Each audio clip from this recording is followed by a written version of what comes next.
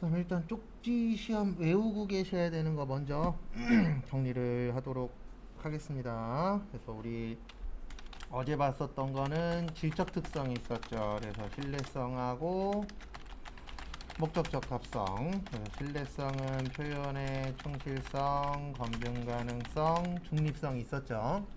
그 다음에 목적은 예측 가치, 피드백 가치, 적시성. 그 다음에 재무제표의 재무상태표, 손익계산서, 현금흐름표, 자본 변동표, 주석이 있었고요.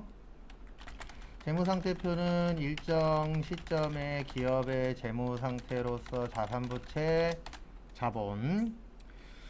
그 다음에 손익계산서는 일정 기간의 기업의 뭐요? 경영성과.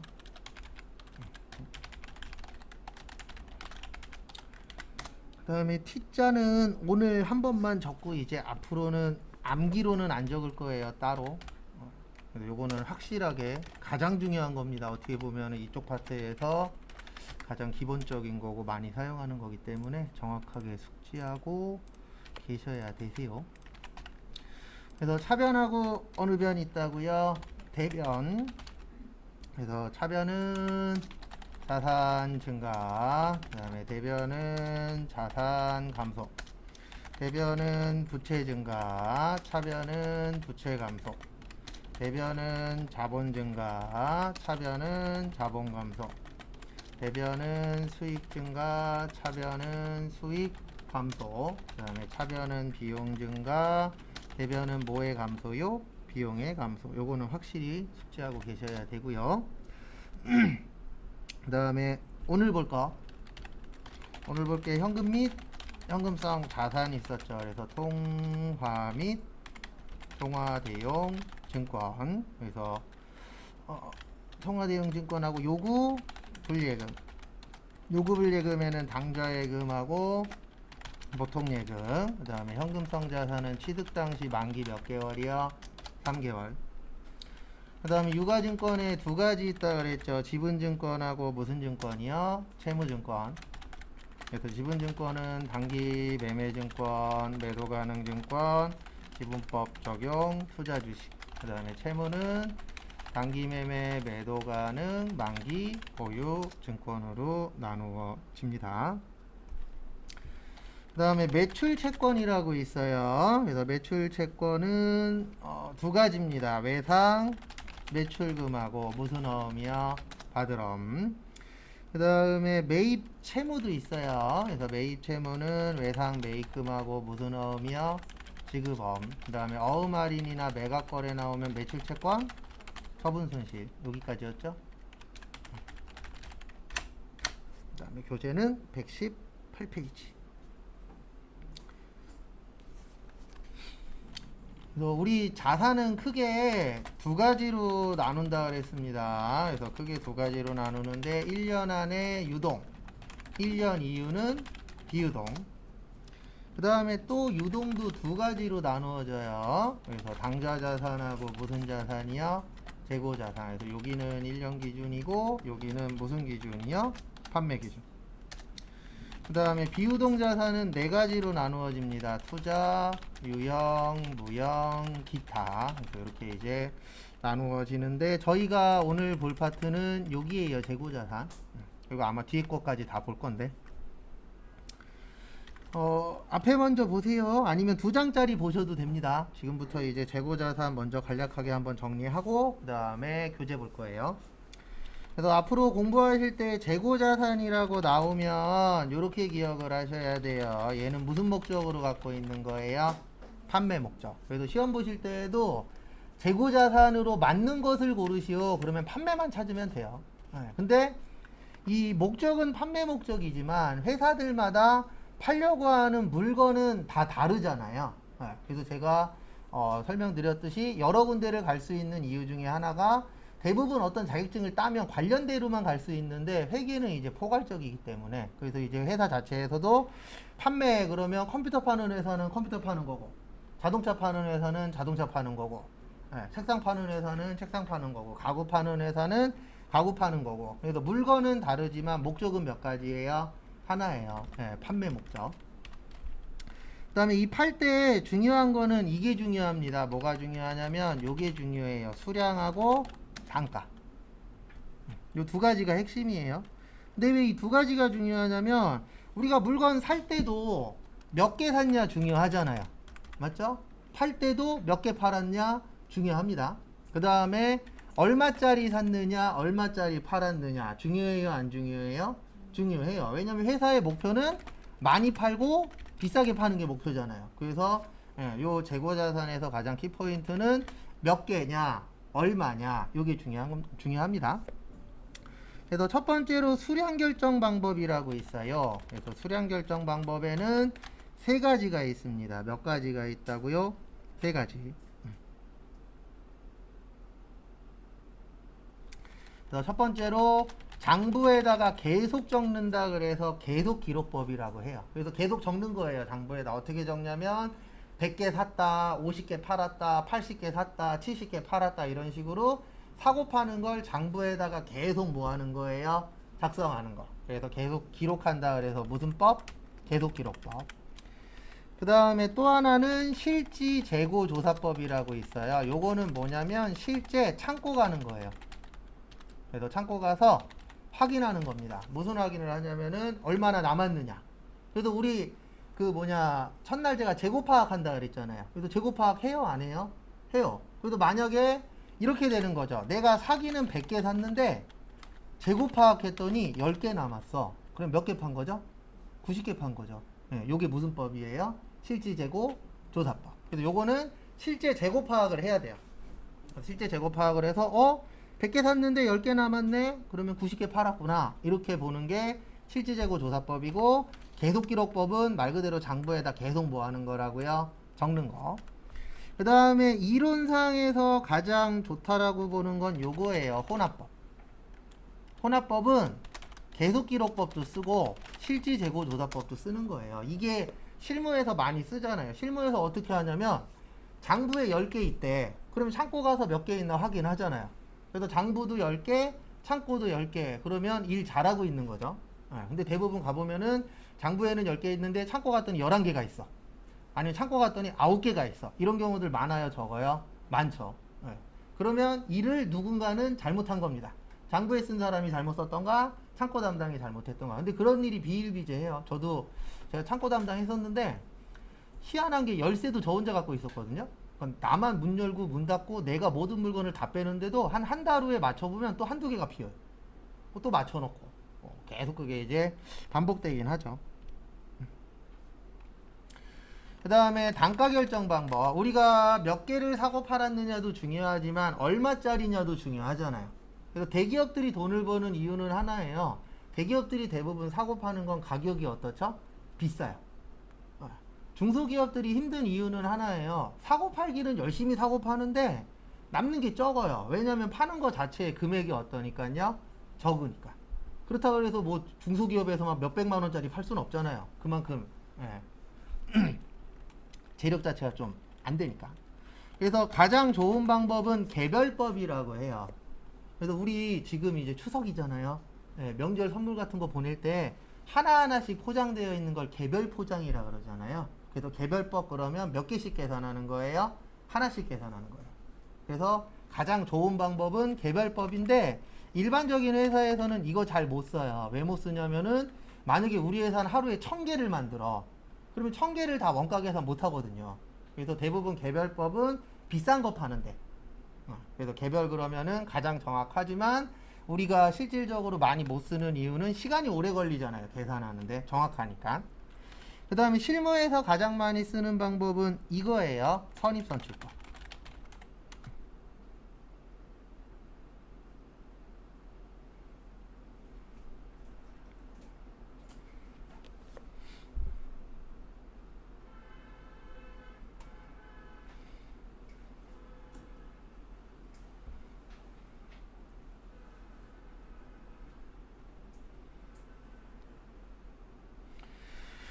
그 다음에 선입선출법이 뭐죠? 먼저 들어온 게 먼저 뭐 한다? 나간다. 그래서 가장 많이 쓰는 방법입니다. 그 다음에 후입선출법이라는 것도 있어요. 그래서 요 두 개는 이거 생각하시면 돼요. 우리 마트 같은 데 가서 유제품, 우유 같은 거 살 때 있잖아요. 우유 같은 거 살 때 대부분 이런 행동을 합니다. 일단 앞에 거 며칠인지 봐요.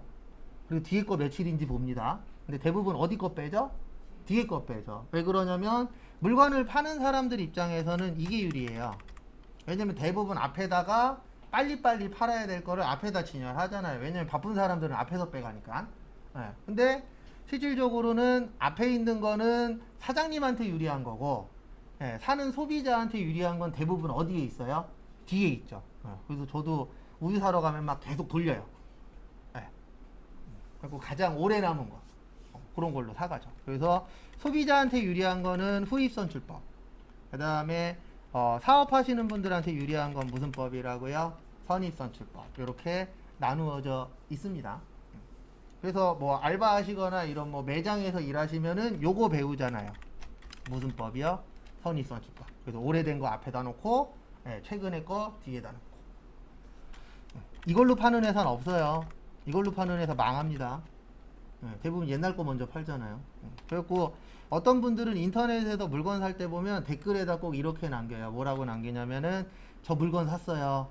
검수하고 제일 최근 걸로 주세요. 그런다고 누가 최근 걸로 줘요? 가장 오래된 걸로 주지.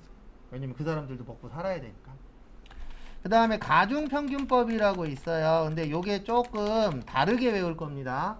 저희가 전산세무 2급까지 준비해야 되잖아요. 그래서 거기에는 이렇게 써 있을 거예요. 가중평균법에 이동평균법하고 뭐요? 총평균법. 이렇게 써 있나요? 네. 이렇게 외우면 전산회계 1급이고요. 저희 전산세무 2급까지 볼 거라 가중평균법에다가 계속기록법을 쓰면 요게 이동평균법이에요. 그리고 가중평균법에서 실지, 재고, 조사법을 쓰면 요게 무슨 법이 되는 거예요? 총평균법. 이렇게 외울 겁니다. 저희는.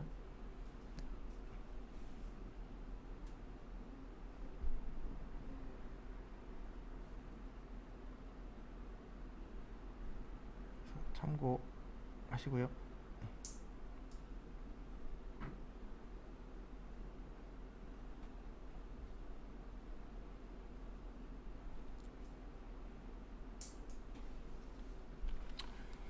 그 다음에 우리나라는 현재 물가가 뭐하고 계시죠?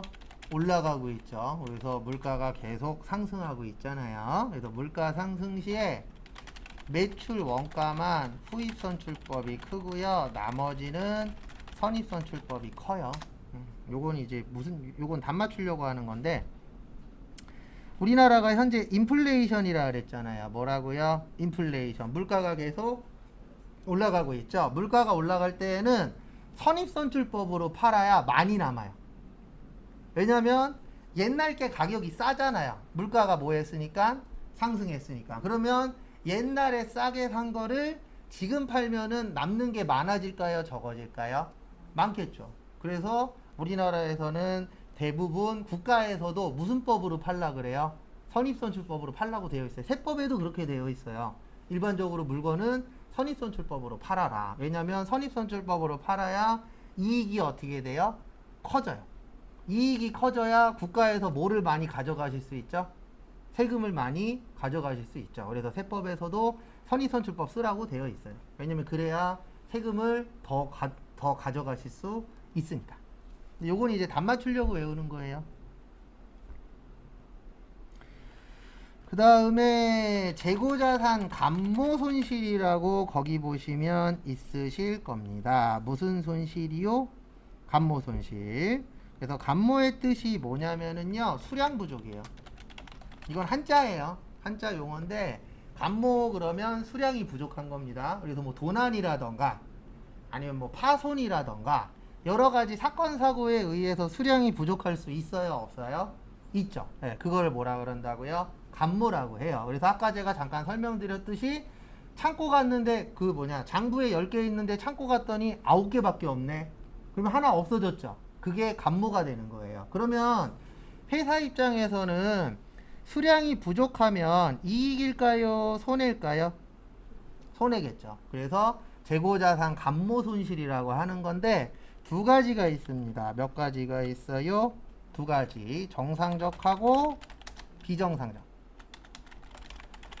그래서 정상적일 때는 매출 원가에 가산하고요. 회계 처리 안 하고, 그 다음에 비정상적일 때는 영업에 비용 처리하고 회계 처리하는데, 요 회계 관련된 거는 전산세무 2급에 나와요. 그리고 정상적인 게 뭐냐면 그냥 일반적으로 일을 했는데도 없어질 수도 있어요, 없어요? 있죠. 네. 그 다음에 비정상적은 우리가 예측 못한 거예요. 뭐 지금 오늘처럼 제주도에 지금 태풍 엄청나게 왔잖아요. 그럼 만약에 우리 회사가 제주도에 있어. 그럼 물난리 나갖고 물에 휩쓸려 갈 수도 있어요, 없어요? 있죠. 그런 것들은 이제 비정상적이 되는 거고, 그냥 열심히 일했는데도 없어졌네. 그런 부분들이 발생할 수 있죠. 그래서 저도 예전에 회사 다닐 때 프로그래밍 회사 다닐 때는 거기 직원분들이 프로그래밍을 사장님 몰래 팔아먹었었대요. 돈 벌려고.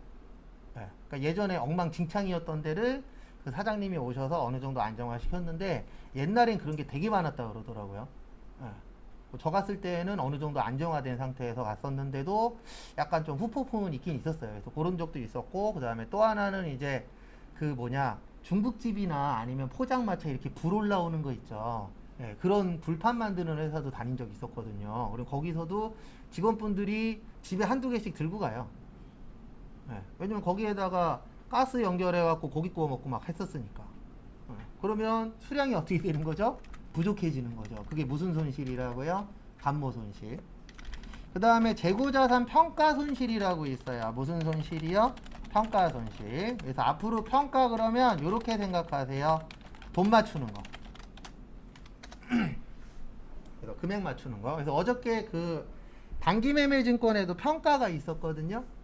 그래서 우리 주식도 수시로 금액이 움직이기 때문에 금액을 맞추라고 되어 있고요.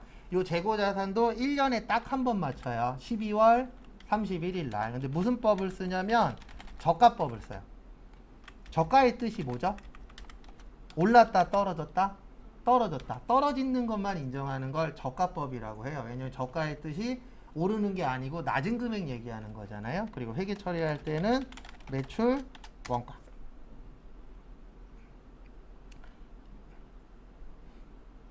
그리고 두 장짜리 다 있어요. 내용은. 거기 있는 거 보고 지금부터 이제 또 내용을 또 보도록 하겠습니다. 그래서 같이 한번 보시면은요. 118페이지.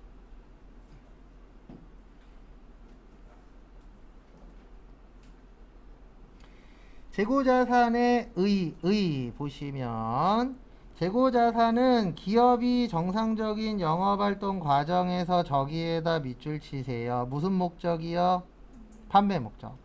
그래서 재고자산은 기업이 정상적인 영업활동 과정에서 판매를 목적으로 소유하거나 판매할 자산의 생산을 위하여 소비될 유형의 자산이다. 그 다음에 재고자산의 종류에서 거기에다 밑줄 좀 쳐주세요. 어디에다 밑줄 치시냐면은 상품, 제품, 그 다음에 그 밑에 보시면 제공품, 원재료. 저희 시험은 요 4개가 잘 나와요. 상품, 제품, 제공품, 원재료.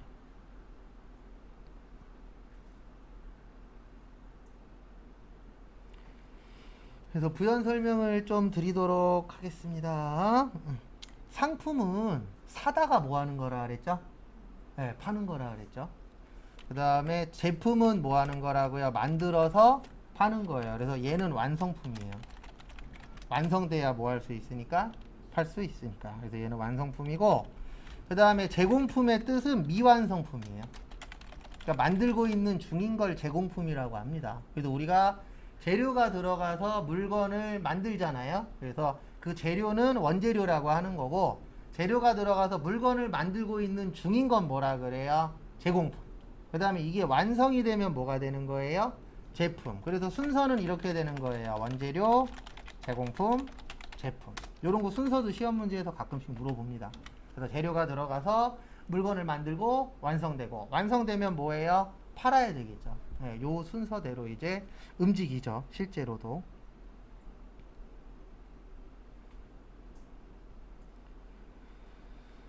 그 다음에 그래서 거기 보시면 재고자산의 종류,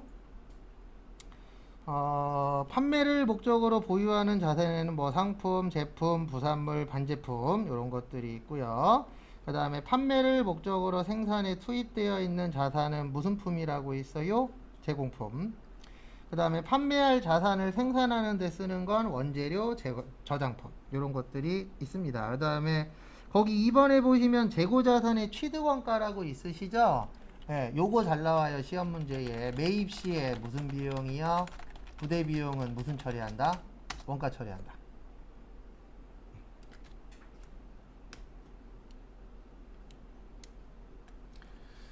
그 다음에 지금부터 제가 설명드릴 거는요, 나중에 외울 건데, 이건 그 2장짜리 나눠드린 거 2페이지 중가운데쯤에 있을 거예요. 공식 4가지 있거든요. 일단 설명을 한번 드리고 교재 볼 겁니다.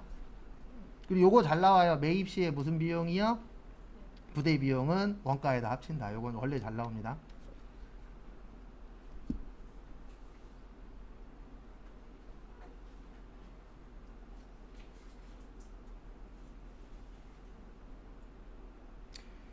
그 다음에 거기 그 공식 4가지 좀 적어 드릴게요. 요거는 그 외우라고 나눠 드린 거 2번째 페이지 중가운데인가 아래쪽에 있어요. 순매출액, 순매입액, 매출원가, 매출총액.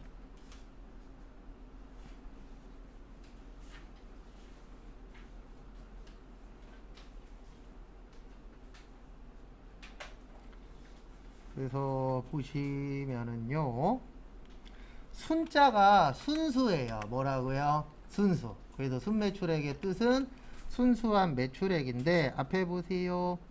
순매출액은 이렇게 구하도록 되어 있어요. 어떻게 구하냐면은요, 총 매출액 마이너스 매출환입 및 애누리 마이너스 매출 할인.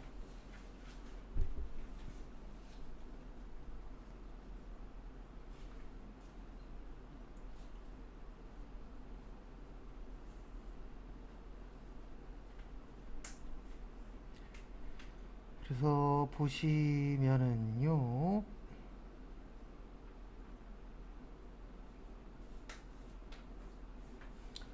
총 매출액의 뜻이 뭘까요? 총. 요게 1년 동안 판 거예요. 몇 년 동안이요? 1년. 그 다음에 환입의 뜻이 뭐예요? 환입. 환자가 도로 환자예요. 입자는 들어올 입자. 그래서 매출 환입의 뜻은 나갔다가 들어오는 거예요. 그래서 이거 얘기하는 거예요. 반품. 왜냐면 나갔다 들어오면 반품된 거잖아요. 그래서 매출 환입의 뜻은 매출이 나가는 거잖아요. 환입은 뭐 하는 거라고요? 도로 들어오는 거예요. 그래서 그거를 매출 환입이라고 합니다.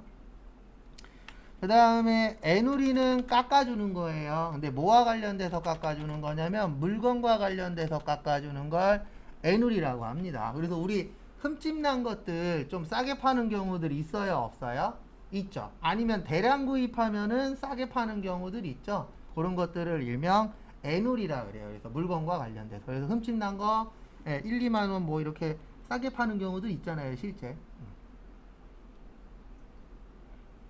예전에 수강생분 중에 야간반이었는데 저기 가구 전문점 사장님이셨어요. 예, 그리고 수업을 들으러 오셨는데 자격증을 따러 오신 건 아니고 뭐 수업 듣다가 일 생겨서 못 듣긴 했지만 끝까지 세무사 사무실을 쓰고 있는데 세무사 사무실 직원이랑 대화가 안 돼서 오셨다 그러더라고요. 예, 왜냐면 대부분 전문 용어 쓰잖아요. 예. 근데 일반적인 분들은 알아요, 몰라요? 모르죠. 그래서 어느 쪽을 하든 돈 관련된 건 다 해야 되기 때문에 회계는 미리미리 배워놓으면 좋아요. 그 다음에 할인은 돈과 관련돼서 깎아주는 거예요. 그러니까 애누리나 할인이나 깎아주는 건 똑같은데 그 깎아주는 목표가 달라요. 예, 그래서 물건과 관련돼서 깎아주면은 애누리가 되는 거고요. 이 할인이라는 거는 돈 빨리 받으려고 깎아주는 거예요. 그래서 우리 백화점에서 할인 행사 하죠. 그거 왜 해요? 물건 빨리 팔아갖고 돈으로 만드는 게 목적이잖아요. 왜냐면 물건으로 갖고 있으면은 창고로 나가야 되죠. 보관도 해야 되죠. 직원들이 관리도 해야 되죠. 다 돈이잖아요, 그게. 그래서 우리 겨울 되면은 저기 미국에서 블랙 프라이데이 하잖아요. 예.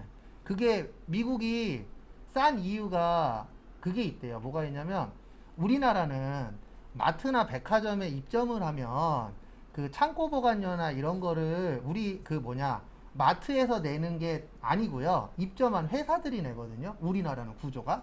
근데 미국은 마트나 백화점에서 낸대요. 네, 그 창고 보관료를.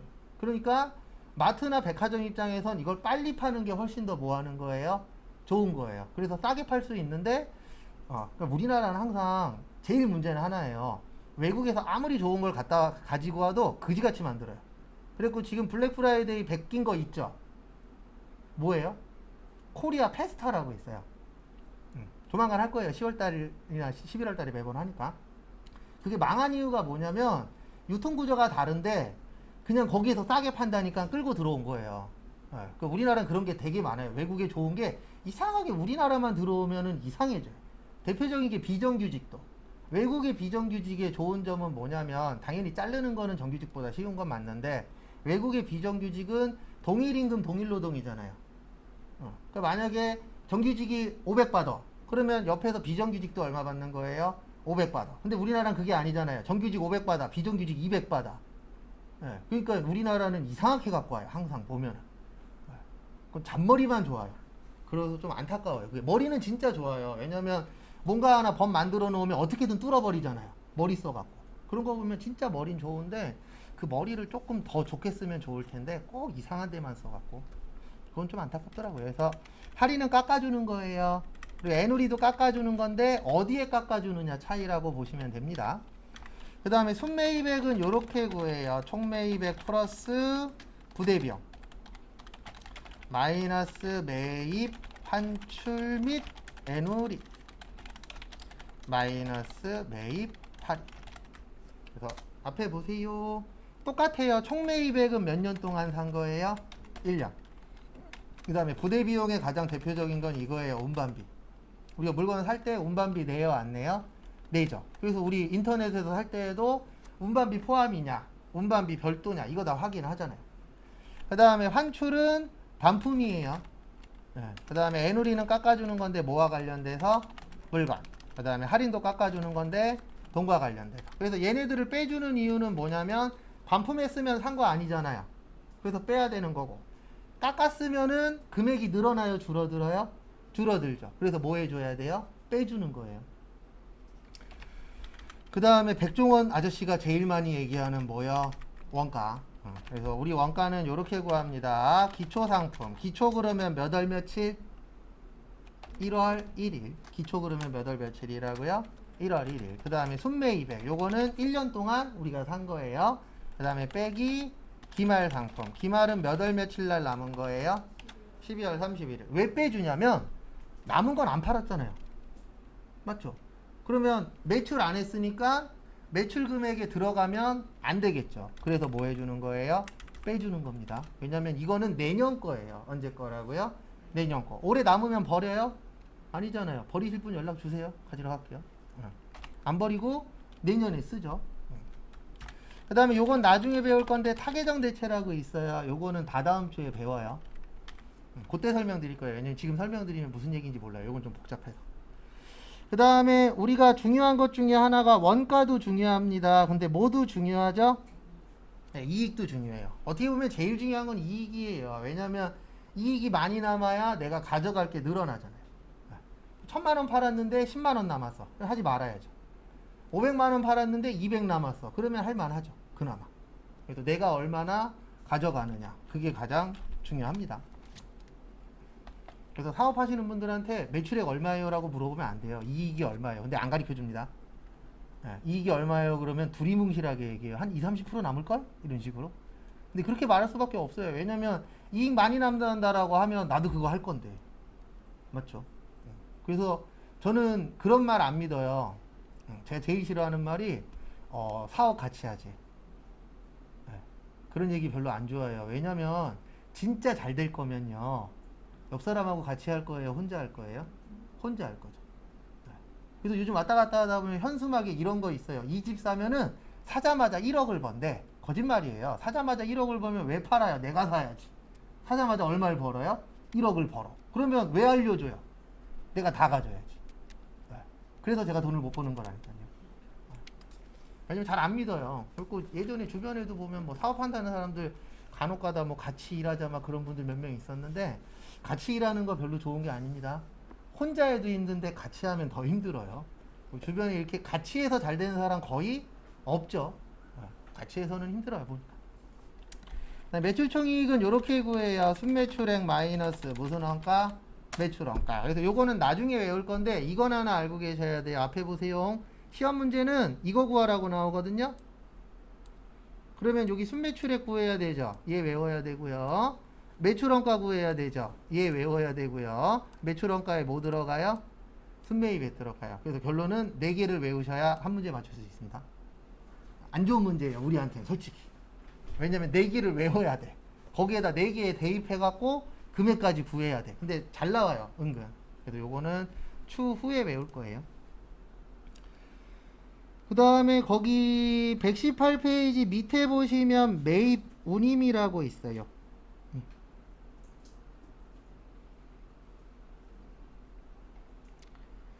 그래서 거기 매입 운임이라고 있는데 거기 보시면 선적지 인도 조건하고 무슨지 인도 조건이라고 있으시죠? 도착지 인도 조건. 요게 우리한테는 중요합니다. 그래서 인도 조건이라는 게 있는데요. 인도라는 게 주는 거예요. 그래서 두 가지가 있습니다. 선적지 인도 조건하고 무슨지 인도 조건이요? 도착지 인도 조건. 그래서 선적이 뭐 하는 거죠?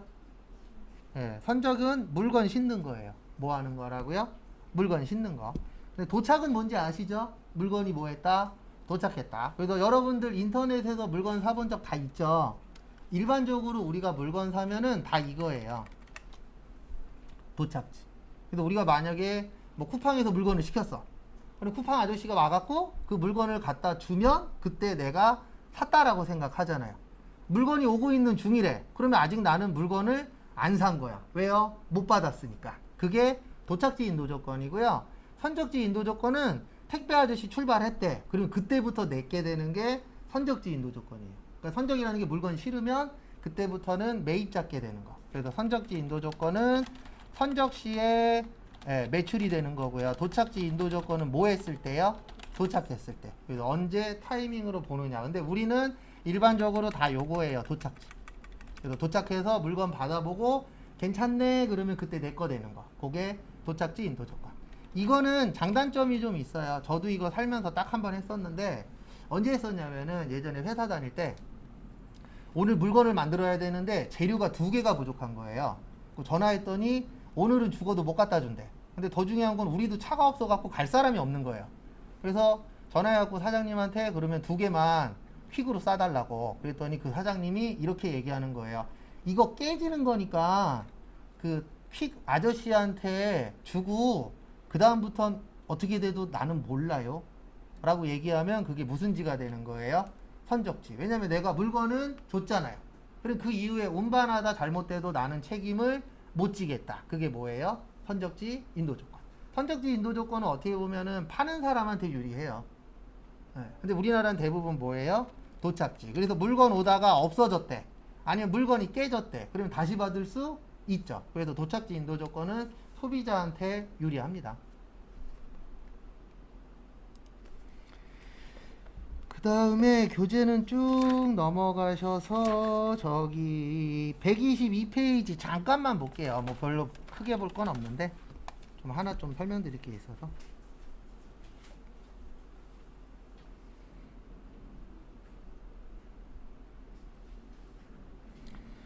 그래서 122페이지 보시면은요, 이분법이라고 있습니다. 몇 분법이요? 이분법.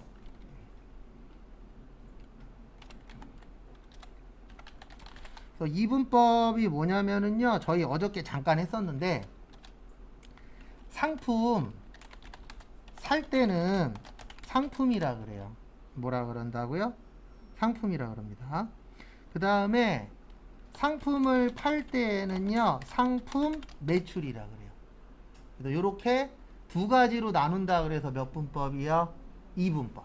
그래서 저희는 이분법을 씁니다. 몇 분법 쓴다고요? 이분법. 근데 왜 이분법을 쓰냐면은요, 이분법 쓰는 이유는 하나예요.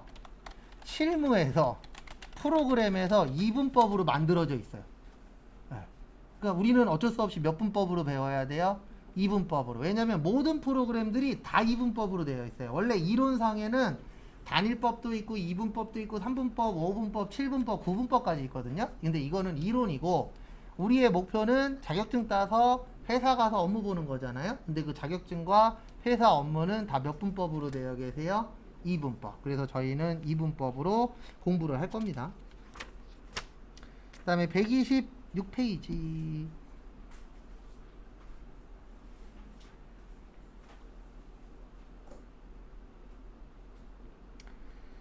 그래서 거기 보시면은요, 126페이지.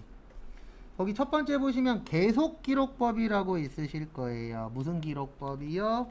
계속 기록법. 그래서 계속 기록법은 말 그대로 장부에다가 계속 뭐 하는 거라고요? 기록하는 겁니다. 그래서 이게 잘 되냐, 몇 개 샀냐, 몇 개 남았냐, 몇 개 팔았냐, 이렇게 계속 적는 거예요. 주로 계속 기록법은 사무실에서 일하시는 분들.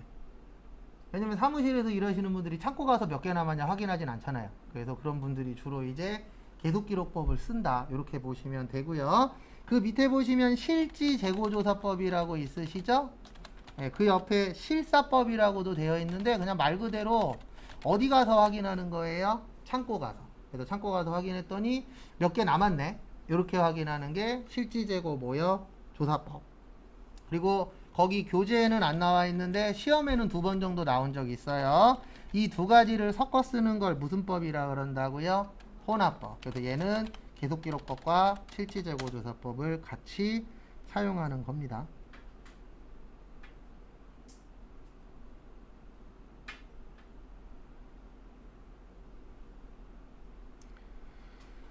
그 다음에 거기 밑에 보시면 재고자산 감모손실이라고 있으실 거예요. 무슨 손실이요? 감모손실. 그리고 초반에는 중요한 게 뜻풀이 중요해요. 그 다음에 암기. 왜냐면 이거 2개 빼놓고는 할 게 없어요. 왜냐면 지금 우리 상황에서 문제도 못 풀잖아요. 뭘 알아야 풀지. 이제 3일 됐는데. 맞죠? 그래서 지금 중요한 거는 뜻풀이 정도 하고 이제 암기. 그게 좀 중요합니다. 감모의 뜻이 뭐라고요? 네, 무슨 부족? 수량 부족. 그래서 부족하니까 회사 입장에서는 이익이다, 손해다, 손해다. 그 다음에 2가지가 있어요. 정상적하고 비정상적. 그래서 정상적 나오면 매출 원가에 가산하고 회계 처리는 안 한다. 그 다음에 비정상적은 영업 외비용 처리하고 회계 처리한다.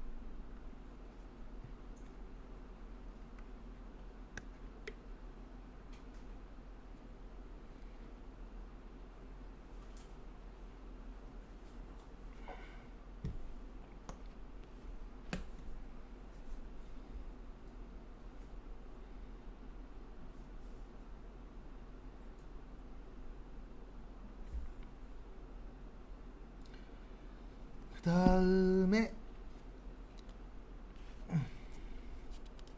127페이지 127페이지 거기 밑에 보시면은 박스 있죠. 미착상품, 적송품, 시송품 보이세요? 별표 3개.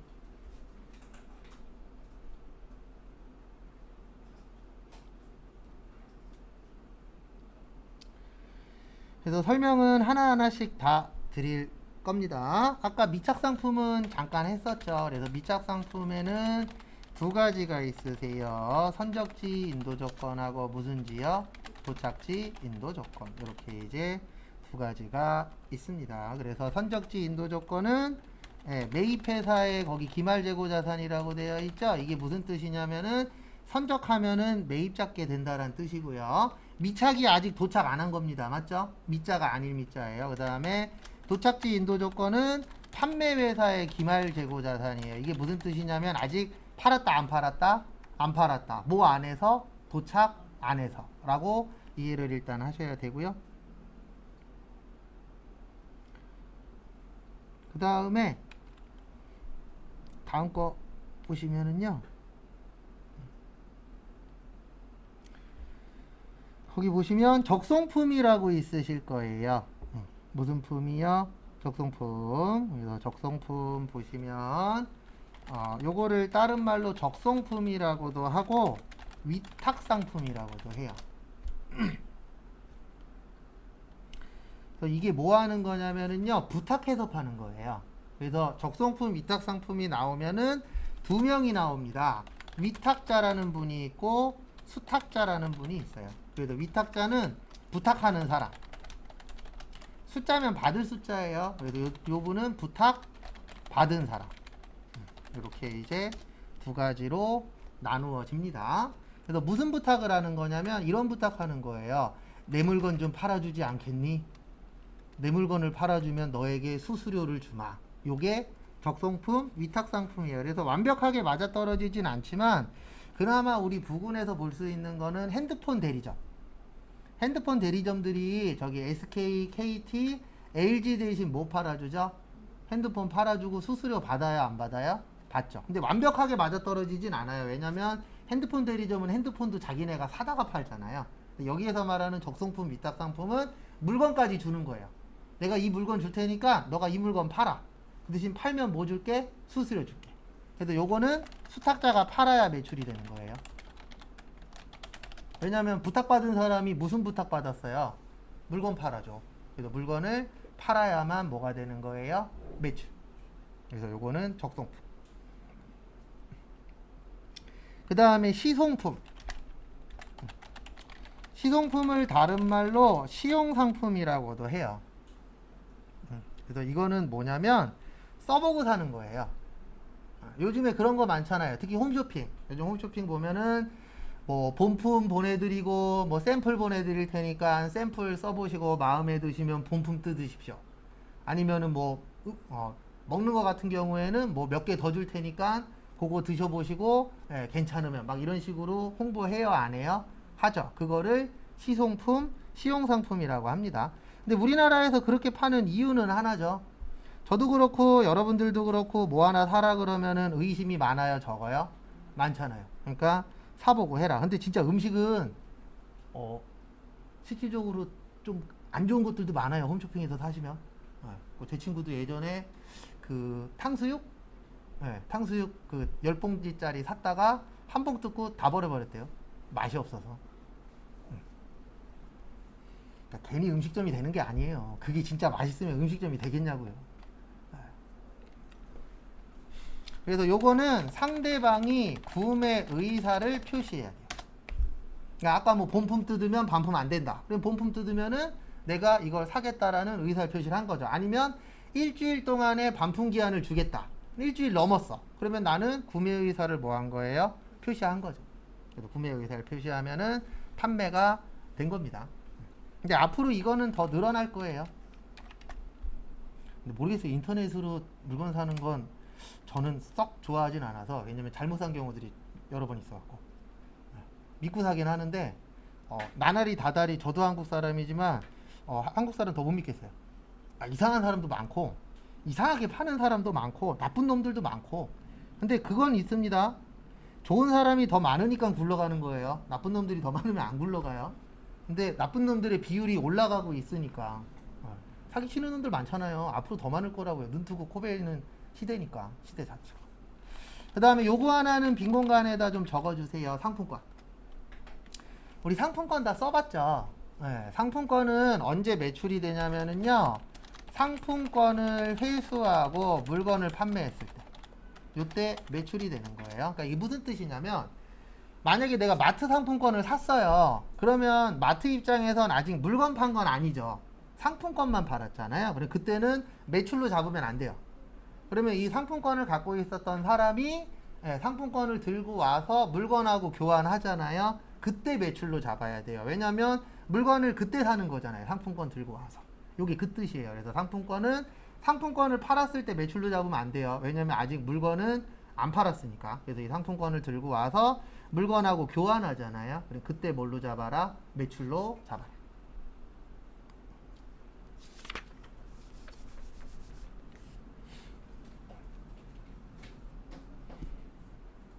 참 슬픈 거는 나이가 들면 들수록 한국 사람 더 못 믿겠어요. 이상한 거 많이 보고 이상한 거 많이 겪고 이상한 거 많이 당하고 그러다 보니까 근데 저는 그런 부분에 대해서 감사는 드려요. 뭘 감사드리냐면 어렸을 때 많이 당해갖고 이제 당할 거를 웬만하면 원천 차단을 하죠. 네. 근데 그런 분들이 있어요. 어렸을 때 되게 잘 풀리신 분, 그런 분들은 말년에 휩싸이는 분들이 종종 있어요. 근데 휩싸일 수밖에 없는 게 나이 들면 나이 들수록 더 능구렁이가 되거든요. 말 되게 잘해요. 어른들하고 말싸움 해보세요. 말 되게 잘해요. 네.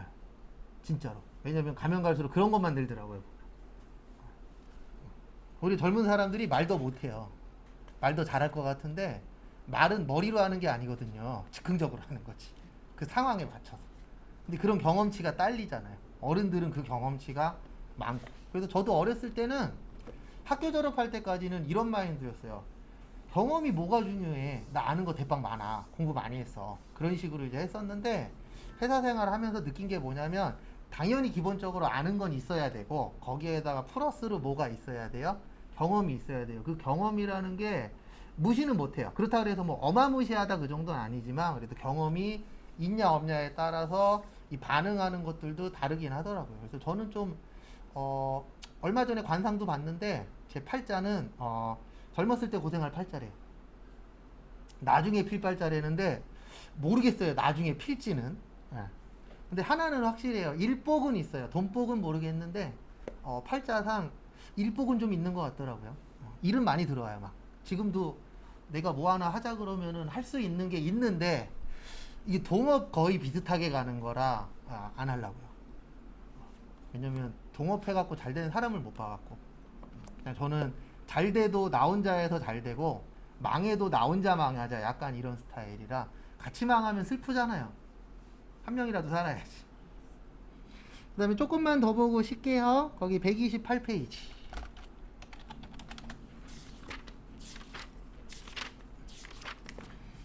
거기 원가 흐름의 가정 보시면 밑에 개별법이 있습니다. 개별법은 가장 정확한 방법이에요. 그래서 가장 좋은 방법 그러면 무슨 법이에요? 개별법. 왜 가장 좋냐면 몇 개씩 계산한다고요? 하나씩. 그러면 우리가 하나씩 하면은 원가는 당연히 정확할 겁니다. 근데 문제는 뭐냐면 항상 정확한 게 좋은 건 아는데 그 정확한 방법을 못 쓰는 경우가 훨씬 더 어떻죠? 많죠. 대표적으로 집안 청소. 집안 청소 중에 아주 좋은 청소 있잖아요. 큰 청소. 대청소 있죠? 대청소 좋다라는 거 알아요? 몰라요? 알죠? 근데 자주 해요? 안 해요? 안 해요. 왜요? 한 번 하면 힘드니까.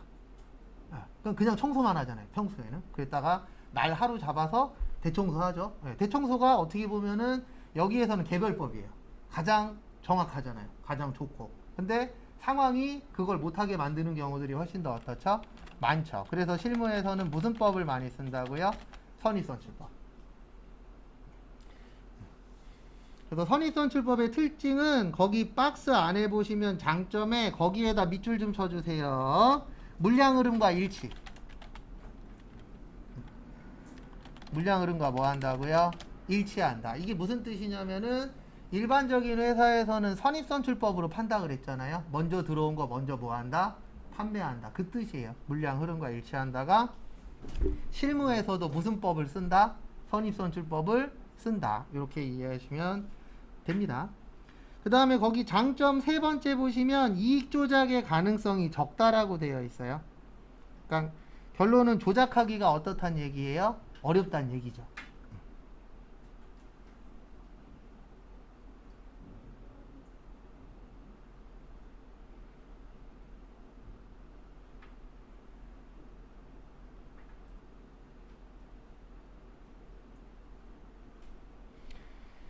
그 다음에 보시면 후입선출법. 후입선출법은 나중에 들어온 걸 먼저 뭐 하는 거죠? 파는 거죠. 그래서 후입선출법은 저기 봐보세요. 단점 제일 마지막에 보시면 물가 상승 시 재고자산의 수량이 감소하게 되면 오히려 이익이 어떻게 돼요? 과대하게 될 수도 있습니다. 근데 그것보다는 우리한테는 요게 중요해요. 물가 상승할 때 매출 원가만 누가 크다고요? 후입선출법이 크다. 그 다음에 나머지는 누가 크다고요? 선입선출법. 요게 중요합니다. 우리한테는.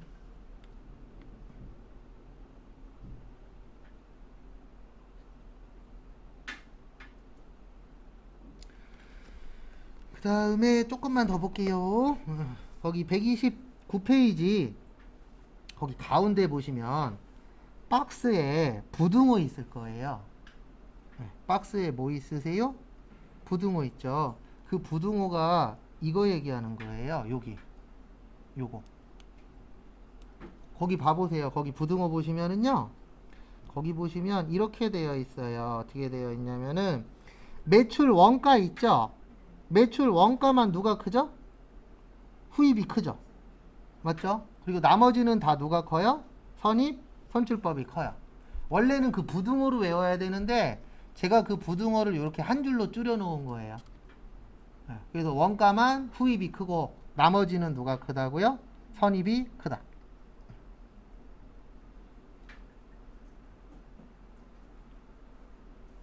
그래서 참고하시고, 그 다음에 거기 밑에 보시면은 그 계속기록법 실질재고조사법이라고 보이세요?